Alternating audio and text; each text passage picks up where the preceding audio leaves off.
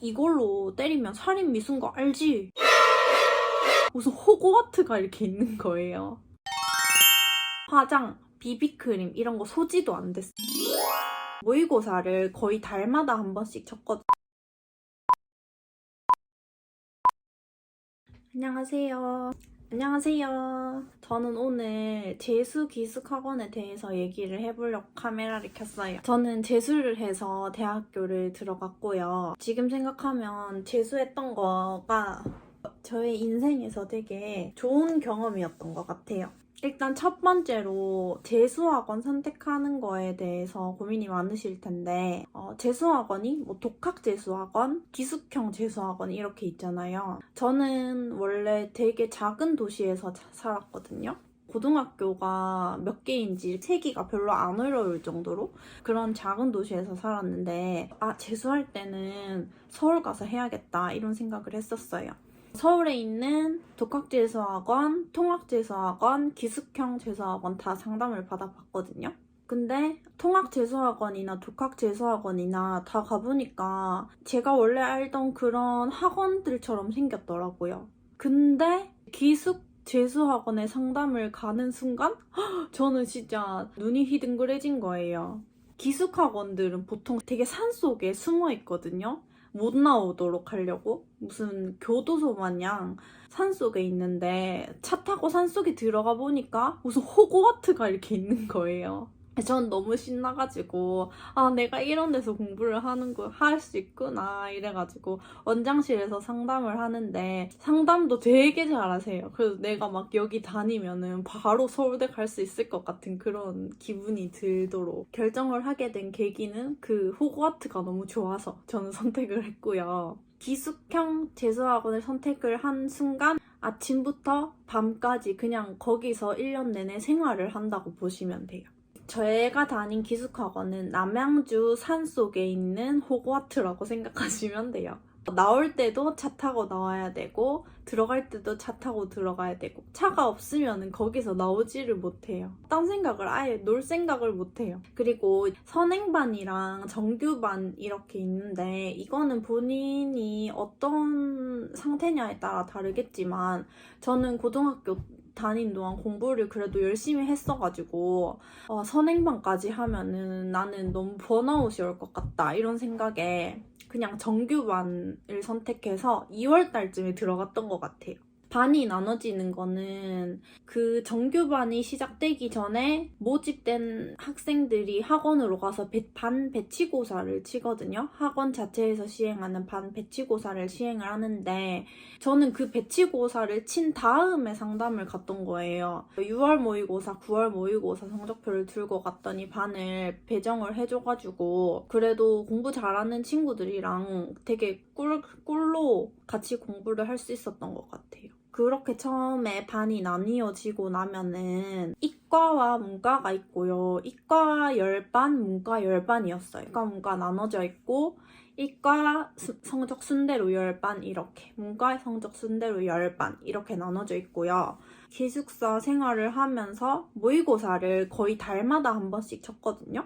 그럴 때마다 성적이 오른 친구들은 윗반으로 갈래? 이렇게 기회를 줘요. 근데 아니 나는 여기 친구들이랑 친해졌고 여기 적응해서 있고 싶다 하면은 그 반에 그대로 있는 거고 성적이 떨어지면 너 반 아래로 떨어진다 이렇게 겁은 많이 줬는데 결국에 그렇게 떨어진 사람은 없는 것 같아요. 제가 그 반에 계속 있었던 거 보면 세 번째로 재수학원 일상. 일상은 일단 아침에 자기 전에 이제 쪽지를 주거든요. 사감 선생님한테 쪽지에 성시경 어쩌고저쩌고 노래 적어서 주면은 그거를 아침에 알람 노래로 틀어줘요.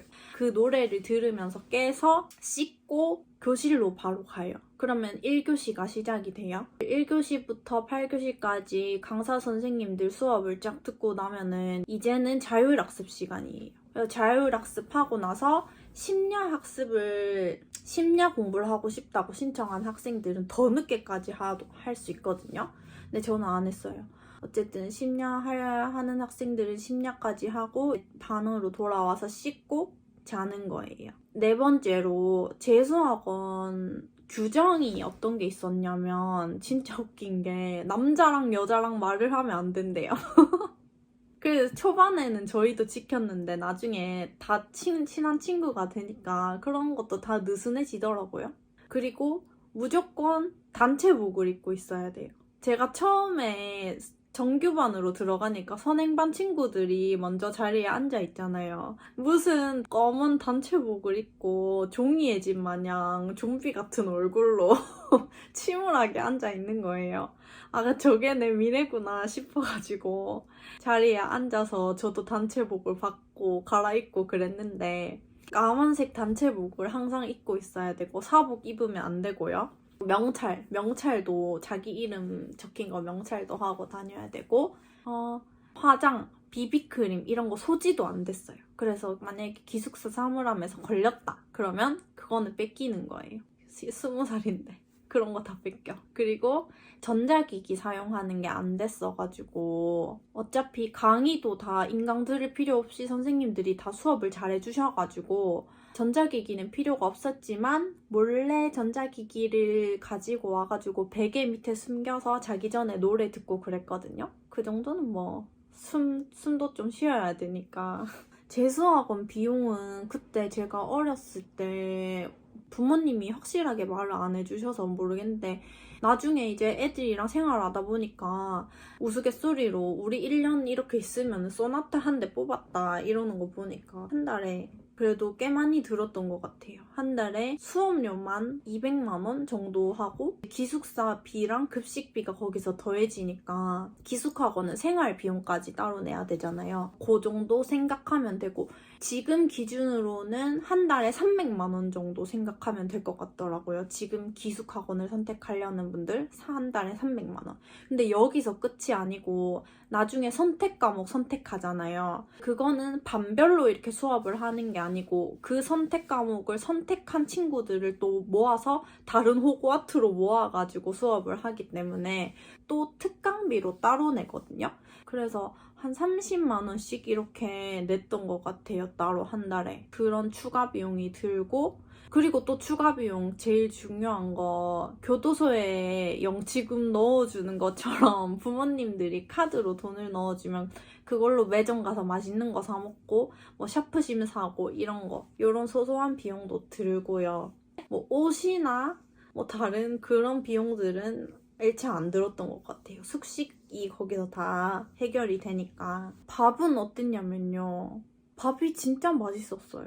그래서 진짜 제가 다닌 학원 말해드리고 싶은데 거기 밥이 진짜 맛있고 당근이랑 채찍 주는 것도 아니고 모의고사 치면 슬프잖아요, 점수가. 그러면 그날 뷔페를 열어요. 모의고사 치는 날은 슬프지만 뷔페 먹는 날. 이렇게 힘을 내는 거예요. 모의고사 치고 나면 점심시간에 달려가요. 뷔페 먹으러. 육회도 먹고 파스타도 먹고 싶은 거 다 먹는 거죠. 이제 남은 오후 시험까지 치고 눈물을 흘리고 오답 체크를 하는 거죠. 기숙사는 어떻게 돼 있냐면 저희는 8인실을 썼거든요. 2층 침대가 이렇게 아래 위로 하나, 둘, 셋, 4개가 있었어요. 저희 반에는 이과반이라서 남학생들이 많았기 때문에 남학생이 20명 정도 있었고 여학생이 8명 정도 있었거든요. 저희는 다 같은 기숙사를 사용할 수 있어서 더더욱 좀 잘 친해졌던 것 같아요. 같이 8인실에서 생활을 했고 자다가 보면은 코를 고는 친구들이 있잖아요. 그런 친구들만 모아놓는 코골이 방이 있었어요. 제가 다닐 때는. 코골이 방에 가면 다 코 골고 있다고 민폐를 끼치지 않기 위해서 그 코골이 친구들이 코골이 방으로 가는 거죠. 그랬고 씻는 데는 8인실에 화장실 1개가 있거든요. 거기는 세면대 하나랑 샤워실 하나인데 아침에 일어나면 한 명밖에 못 씻어요. 그래서 저희는 그 날짜를 정해서 아침에 한 명만 그 개인실에서 씻고 나머지는 다 단체 샤워실 가서 씻었거든요. 대부분 그냥 샤워는 단체 샤워실에서 한다고 생각하시면 될 것 같아요. 아, 그리고 재수학원 다닐 때 흡연하시는 분들 어떻게 해결하는지 궁금할 텐데 저희가 이제 고등학교 졸업하자마자 와가지고 좀 낯설었어요. 그게 고등학교 다닐 땐 담배 피는 애들 선생님들한테 혼나잖아요. 근데 재수학원은 20살이기 때문에 혼나지 않아요. 흡연실이 따로 있거든요. 흡연하는 친구들은 그 흡연실 가가지고 해결하고 오고 그랬는데, 이게 흡연실 하니까 웃긴 에피소드가 떠오르는데, 저희 반에, 같은 반에 저보다 나이가 많은 언니가 있었는데요. 그 언니가 본인 말로, 그 언니 별명이 이 학원 3학년이었거든요. 왜 3학년이었냐면 그 같은 재수 기숙학원을 3년째 다니고 있다는 거예요. 왜 그런지 들어봤더니 본인이 학교를 다닐 때 이게 주먹을 좀 썼대요. 그래서 주먹을 써서 폭력을 써서 퇴학을 당했대요. 내가 그만큼 무서운 사람이다 이러면서 말해준 건데, 그래가지고 퇴학을 당해서 이 기숙학원에 검정고시를 패스하고 대학을 가기 위해 다니고 있다. 근데 3년째 다녀서 저희가 학교처럼 다니길래 3학년 언니라 그랬거든요. 그 언니가 얼마나 무서운 언니냐면, 제가 입학하고 초반에 유인물 앞에서 나눠주면 저희 이렇게 뒤로 넘기잖아요. 이렇게 뒤로 넘기는데 제가 한 손으로 넘겼거든요. 그러니까 저보고 한 손으로 넘겼다고 흡연실로 따라오라는 거예요. 저는 그때 진짜 무서웠어요. 근데 그래가지고 안 따라갔죠. 그러고 말았는데 나중에 들어보니까 저희 반에 제일 순한 여자애를 흡연실 앞에 불러가지고 뭐라고 하고 있는 거예요. 흡연실 앞에서 여기 주먹에다가 그 동전을 끼운 다음에 그 순한 아이한테 이걸로 때리면 살인미수인 거 알지? 이러면서 살인미수 협박을 했다는 거예요. 그래서 저희가 그 순한 애를 구출을 해왔는데 지금 생각해도 좀 괘씸해요. 어떻게 그렇게 할 수가 있는지, 왜 겁을 주는지. 결국에는 저희가 생활담임 선생님한테 말씀드려가지고 저희 이런 살인미수 협박을 받았다. 저희 이렇게 중요한 대학을 앞두고 있는데 너무 신변의 위협을 느낀다 해가지고. 근데 그 언니가 3년 동안 계속 그랬나봐요. 전적이 있나봐요. 여자애들 반경 몇 미터 접근 금지령 내리니까 그건 또 잘 지키더라고요. 그 언니 에피소드도 그렇게 지나갔고, 뭐 지금은 잘 지냈으면 좋겠어요. 그땐 다 어렸으니까. 그리고 병원은 어떻게 가냐면 1년 동안 생활하는데 사람이 안 아플 수가 없잖아요. 아픈 사람들을 아침마다 모아서 봉고차로 데려가는 게 있어요. 거기 안에는 보건실이 있긴 한데 타이레놀이랑 침대밖에 없어가지고 병원을 가야 되잖아요. 그럼 아침에 아픈 친구들을 모아서 봉고차에 태워서 마석이라는 시내로 나가요. 그 친구들이 가서 병원 진료보고 약 타가지고 다시 그 봉고차로 모여요. 근데 그 봉고차 말고 그 다른 호그와트에서 온 봉고차들도 있어요. 그럼 저희랑 다른 단체복을 입고 마석에서 만나는 거죠. 보면은 재수학원 다니는 사람이다 아니다 이게 다 구별이 될 정도로 병원은 그렇게 해결을 했고요. 그리고 휴가도 나갈 수 있는데 언제냐면 설 명절이나 추석 이럴 때 한 이틀 정도 집에 다녀오라고 하거든요. 근데 그때 진짜 아니다 나는 공부해야 된다 하는 사람들은 수업은 없지만 거기서 자율학습 많이 했고요. 친구들 저는 그때마다 집에 갔던 것 같아요. 갈 때는 반납했던 휴대폰이랑 사복이랑 받고 가지고 집에 가요. 다시 들어올 때는 반납하고. 이런 재수학원 생활이 다 끝나고 나서 퇴소할 때는 어떻게 하냐면 한꺼번에 우르르 이렇게 퇴소를 하는 게 아니고, 수능을 준비하는 학원인 특성상 내가 며칠 전부터 집에 가서 이제 마음의 준비를 하고 수능을 쳐야겠다 이런 기준이 다 다르잖아요. 저는 저희 반 친구들이랑 너무 친해졌거든요. 한 명씩 나갔단 말이에요. 그럼 나갈 때 자기의 모든 짐을 들고 이렇게 한 명씩 나가는데 진짜 너무 슬프더라고요. 다 같이 퇴소식하고 가는 게 아니라서. 웃긴 게 저는 마지막까지 의지를 불태우겠다 해가지고 나는 마지막까지 공부하다가 나가야지 했는데, 내가 제일 마지막에 나가야지 했는데 친구들이 한 명 나가니까 너무 슬픈 거예요. 그때마다 너무 서러워서 우리 언제 다시 볼 수 있나 이러면서 진짜 우리 다시 볼 수 있는 건가 슬퍼서 울었더니 저희 생활담임 선생님이 저를 조용히 이렇게 부르더니만 언니는 내가 봤을 때 친구들이 나갈 때마다 울 것 같으니까 저보고 나가라는 거예요. 그래가지고 저한테도 좋을 것 같고 제가 너무 슬퍼할 것 같으니까 담임 선생님은 저한테도 좋을 것 같고 친구들한테도 민폐를 안 끼치어야 되니까 저보고 나가래요. 그래서 저는 생각해보니까 그게 맞는 것 같은 거예요. 그래서 저는 조금 일찍 나갔어요. 친구들이랑 이제 수능 치고 수능 잘 봤냐 이렇게 서로 연락하고 그랬던 기억이 있어요. 지금 이제 재수학원 선택하려고 찾고 막 나 재수하는데 약간 침울한 친구들도 있고 의지를 다지는 친구들도 있을 텐데 지금 생각하니까 그때 그 1년을 막 다른 친구들은 대학교 가서 즐기고 이러는데 나는 재수학원에서 이렇게 시간을 쓰고 있나 이렇게 슬퍼할 일이 전혀 아니었던 것 같아요. 왜냐면 지금 지나서 생각하니까 그때 1년 늦는 게 거의 아무런 차이가 없는 정도? 저는 그 정도는 인생에 있어서 좋은 경험하기 참 값진 시간이었다. 정말 후회하지 않는다. 그 재수라는 경험을 하지 못한 친구들도 있잖아요. 그게 되게 재수학원의 기억이 지금 살아가는데 큰 자양분이 되고 있거든요. 그때 힘들었던 만큼 삶의 역치가 조금 높아졌어요.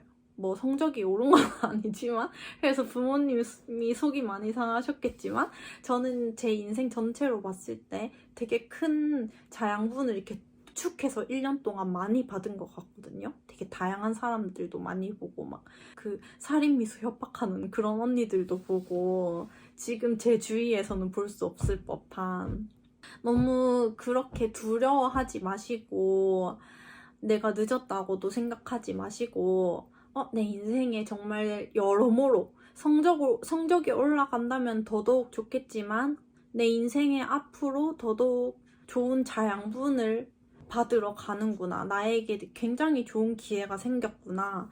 이렇게 생각하시면 될 것 같아요.